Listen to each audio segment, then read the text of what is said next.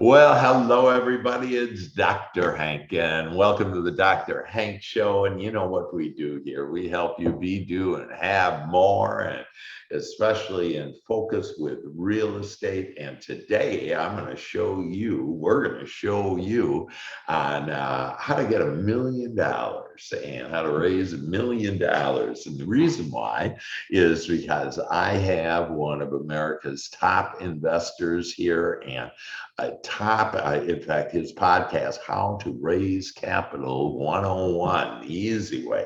And he helps us, mom and pop people, that within weeks, he can raise 100,000, within months, $1 million. He's an investor himself and a great guy. And Dave Dubeau, welcome to the show, my friend. Dr. Hank, thank you so much for having me. It's hard not to be joyful and happy hanging around with you. So thank you for that. Well, thank you. I appreciate that. And man, I really love the people, and your approach is really looking at mom and pop real estate investors and providing them do for you marketing service to raise capital. And just what a fabulous resource that you've been to so many people. And can you tell us a little about how did you get into this, and how you do help people raise capital? Yeah, perfect. So how I got into this was by crashing and burning.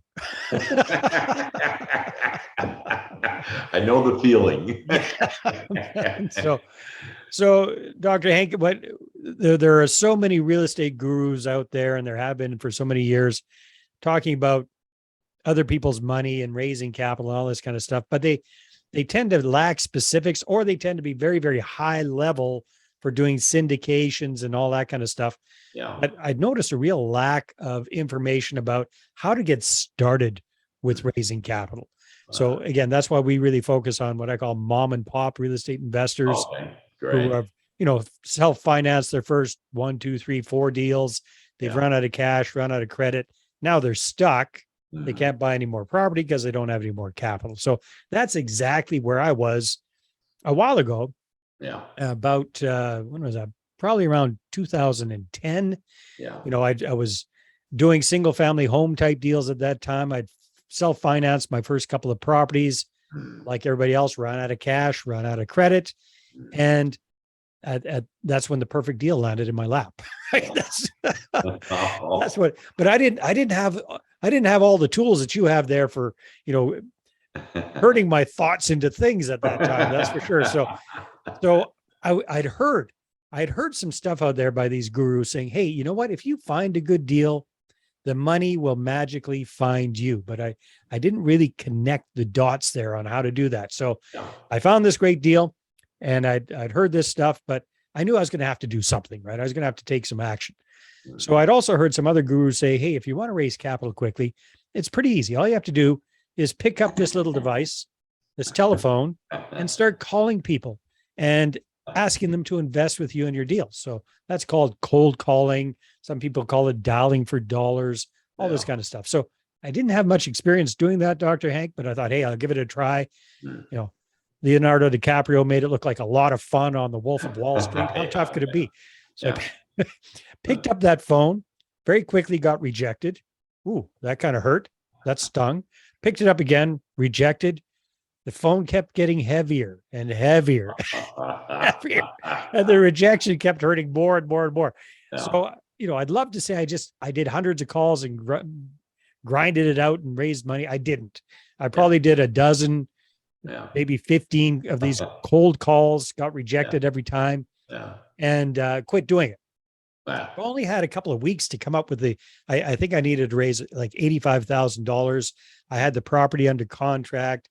I had my tenants all lined up. I had everything ready to go. I just didn't have the 85 grand that I needed for this deal. So that wasted a while. Then I thought, okay, well, I got to try something else. So I'd also heard the guru say, hey, if you need to raise money quickly, go out and talk to people. You got to go out. You got to network. You got to meet people. You got to schmooze. You got to use your 30-second elevator pitch and all this kind of stuff. So, oh, great. I'll give it a try. So off I went. BNI, Chamber of Commerce, Toastmasters.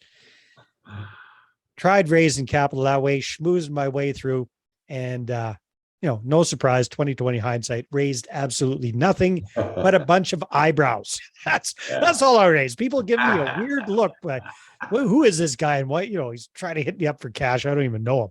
Right. So that wasted some more time. Yeah. By this time, I'm really on a time crunch. So I remember it was Wednesday. Yeah. I needed to come up with the capital by Friday or the deal was dead. So Wednesday, I'm sweating. And then I came up with a brilliant idea. I thought it was a brilliant idea. I said, hey, if enough people see this deal, it's so good, it's going to sell itself. Yeah.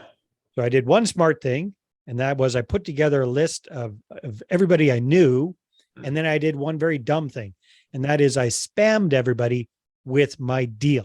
I remember I sent that all out. It was Wednesday night, got up Thursday morning, and I was excited, Hank, because I got a bunch of responses. Like, oh, thank goodness.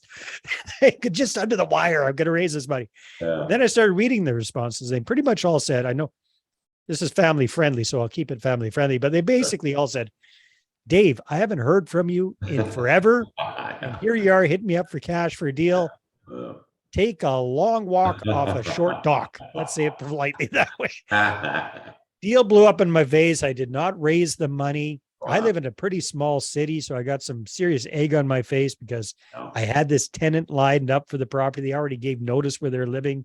Wow. Ticked off the seller because I tied up his property. Ticked off my realtor, his realtor, mortgage broker, everybody. Yeah. And then after the smoke cleared and I quit pouting, I sat back and I thought, I never want to be in that position again. No. And fortunately, I have a background in marketing. I said, hey, dum-dum, why don't you try applying some intelligent marketing to this whole capital thing? And instead of desperately chasing after people when you've got a deal on the go, why don't you figure out how to get your investors lined up first and then go looking for the deals? So that's what I did there, Hank. And I came up with this process I call the money partner formula. Raised, when I was doing those single family home deals, raised just under $1 million for those kind of properties. Then I scaled up, started doing multifamily properties, raised several millions of dollars for the multifamilies I got into. But more importantly, for the last 7 or 8 years now, I've been working with other mom and pop real estate investors. And cumulatively, I've helped them raise well over $300 million for their deals. That is just fantastic. And I think you did like the first 18 months, you did 18 deals, right? Well, that was way, way back when I first got started. Those are creative, no money, low money down type deals. So I didn't really need capital for those, but they weren't all that profitable. So then I switched strategies, and that's when I hit that wall. Yeah. What are some tips then that you would give to attract, tell us mom and pop investors on to pay attention and write you checks, so investors can pay attention and write us checks?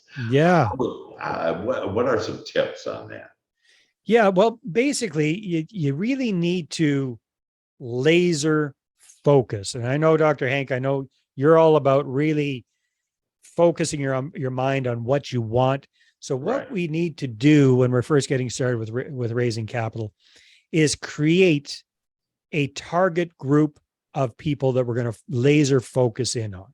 Right. So that was the one smart thing I did in that whole disaster thing was I did come up with a list of investor prospects, people in my network that already have a pre-existing relationship with, because we got to be logical about this. So when we're first getting started with raising capital, if you don't have if you don't have any track record with investors and you don't have a ton of deals under your belt, you're not going to raise capital from accredited investors or strangers. So we're going to focus on our existing network first, create a target group of a couple of hundred of these people. And then here's the counterintuitive thing.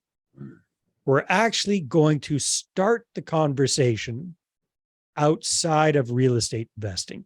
Instead of doing like what I did, where I just charged in like good old bull in a china shop saying, hey, it's Dave, I got the deals. Have you got any dough? Let's be more intelligent about it. Let's be more strategic about it. So what we want to do instead, Hank, is we want to break the ice with these people first. We want to reconnect with them on a personal level, Yeah. and then set the stage, prime the pump, if you were, Okay. for the capital conversation that's going to come down the road. So I call that a warm-up campaign. And here's the good news. You don't have to pick up the phone and call every single person. You don't have to invite every single person out for coffee. You can do this. You can let technology do 80% of the heavy lifting for you by just setting up a very effective little 3 email sequence campaign that will do all of that work for you. So that's a big tip. Yeah, that's great. I love that. And then how much is an investor worth? If you take one investor, how much is an investor worth typically? Well, all right. How do you like fun with math, Dr. Hank? Do you mind playing along with me here for a second? Sure, And sure. I'm not a math guy. I'm not a super analytical kind of guy, but I do like this math. So let's see if we can do this on the fly. And do you mind if we use you as an example or one of your clients as an example? Sure, sure. All right. So let's see if we can do this math on the fly. So first thing we have to do, I call this figuring out the lifetime worth of an investor. And once you understand this number, it's going to, number one, blow your mind. Right. And number two, it's going to change your entire life when it comes to real estate investing. Because here's the truth. One investor can change your entire financial trajectory. It really can. So here's the first question I have for you, Dr. Hank. Okay. I know you've done a variety of different things, but what would you say is your main real estate investing strategy? Yeah. Apartment buildings. Multifamily? Okay, cool. And Long-term 80 doors or more. 80 doors or more. Okay, very good. So long-term buy and hold, would that be fair? Mm-hmm. All right. So we're looking at a pretty big deal there. So let's just, to make it more sense for the mom and pop real estate investor, let's rewind it to before you got to that stage. Yeah. And let's just do condos. Let's do, I'll do, I'm thinking of my investor in Chicago. Perfect. And so she has right now, she right now is 40 condos, but each condo, is probably worth $200,000. Is this where you want me to go on it? Yeah, kind of. But what we need to figure out is what is that deal worth to her over the length of time that she owns that property? One condo? Yeah, just one condo. That keeps it simple. So, I would say one. So if we take into account, we got to take everything into account. Cash flow. So can we say like a 10-year period? Yeah. So I would say probably $6,000 a year. And so $60,000 for one condo in the 10-year space. That's the net. Okay. So $60,000 with the cash flow. Mm-hmm. What about rough estimates of mortgage pay down and appreciation and all the different profit centers she might be seeing in that? So she'd be seeing cash flow. She'd be seeing mortgage pay down as she pays off her mortgage. She'd be seeing natural market appreciation, nothing too crazy. So could we say just crazy though, so could we say maybe 200,000 over 10 years? Would that be fair? Okay. So that's what I'm going to do. $200,000 is what that deal's worth over 10 years. Now, here's the question. Let's say she brought on an investor partner. The investor put in or joint venture partner put in all of the money, and your client put in the deal and the work and the management. Would it be fair to say that maybe she does a 50-50 split on profits with that person? Yeah. So her profits are $100,000. Correct? That's what one of those little deals is worth to her over 10 years. Okay. Right. So, that's great. So we want to know that. Now we want to know, what is an investor worth to her in this scenario? Mm-hmm. So what we're going to do is we're going to take the profit on a deal, so that $100,000, and then we're going to multiply that. We're going to divide that by the number of investors she needs to do one of those deals. So a little condo deal, probably one investor. Would that be fair? Sure. Okay. So she's got one investor to do one of those kind of deals. Mm-hmm. And then would it be fair to say if the investor's happy with how things are going with that deal, they would probably reinvest with her again. Sure. Yeah. Mhm. Once or twice over the lifetime of their working relationship. What do you say? What would you say conservative? Well, I would actually say twice a year that they would do it. Okay, but again, they have to come up with a whole down payment and all that kind of stuff. So let's just be Yeah. super conservative, Okay. be on the conservative side. What would you like? What would you say? I don't know. Yeah, for 10 years, Yeah, in a 10-year period, yeah, that they do 6. 6. So let's be super conservative. Let's say 4. Would that Okay. be just to be? I'd rather be conservative Sure. than pie in the sky. All right. So 4 deals Yeah. that investor will do with your client over time. So her deal's worth 100,000. She Yeah. needs one investor to do it.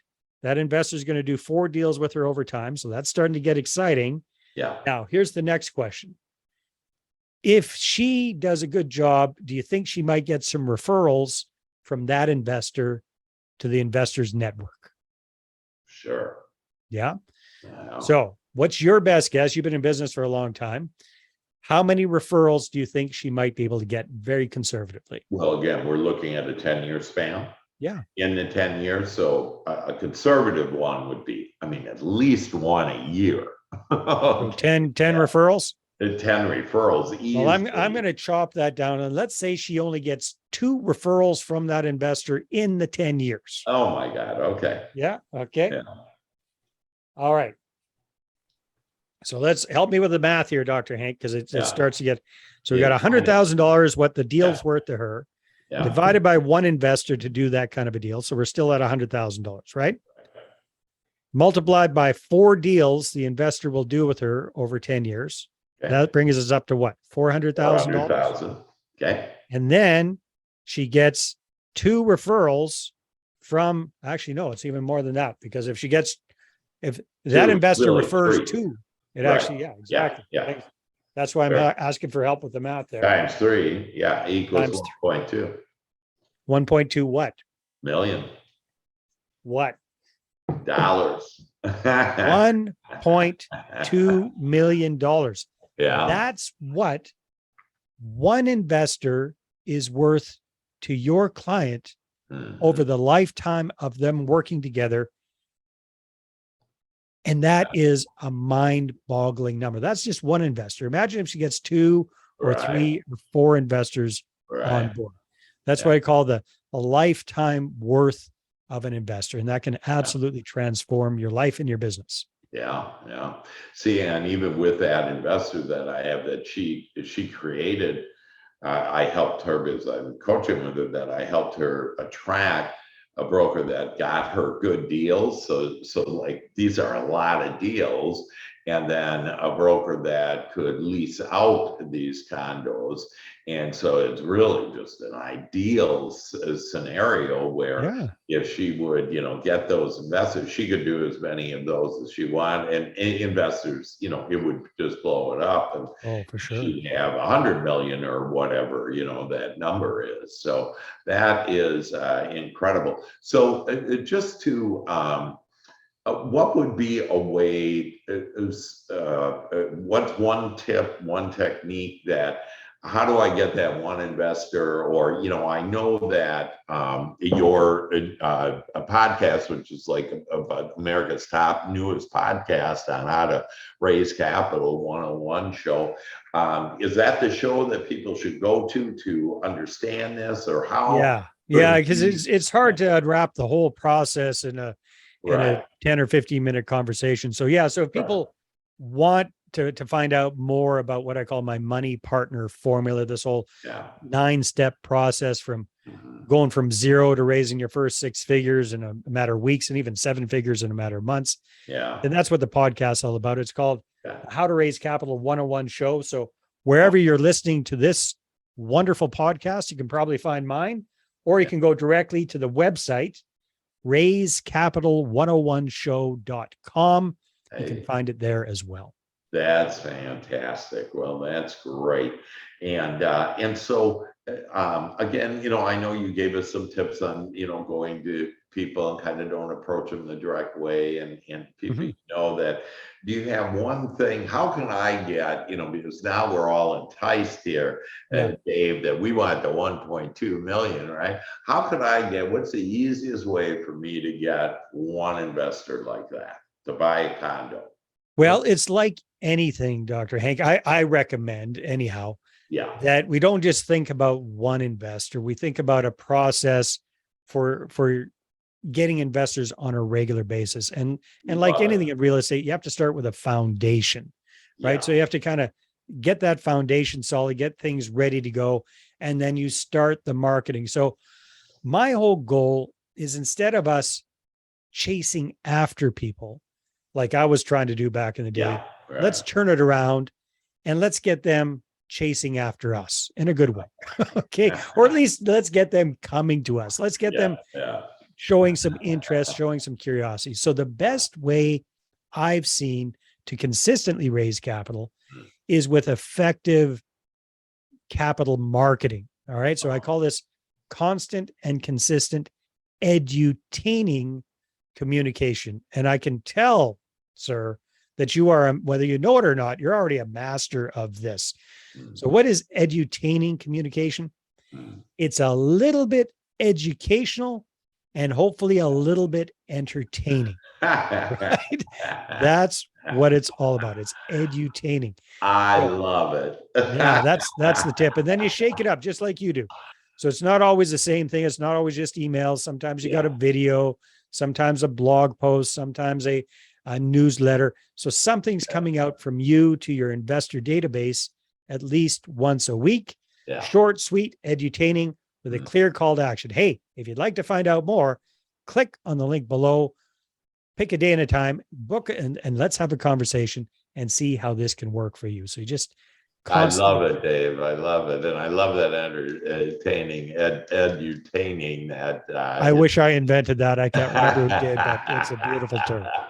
Well, that's super. Well, folks, you heard it right here on the Dr. Hank Show on Dave Dubeau and how he can help you to raise capital and have every one of those investors, that simple little conservative example, be $1.2 million to you in 10 years, and a whole lot more too if you mentally focus on that. And make sure you tune into How to Raise Capital 101 with Dave. And Dave, thanks so much for being on the show today. Thanks for all the tips. And to all of you out there, know there's plenty of money out there, and it can be easy money. And Dave can show you how, and so can I mentally.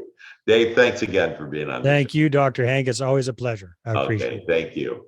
Bye, everybody. Love you.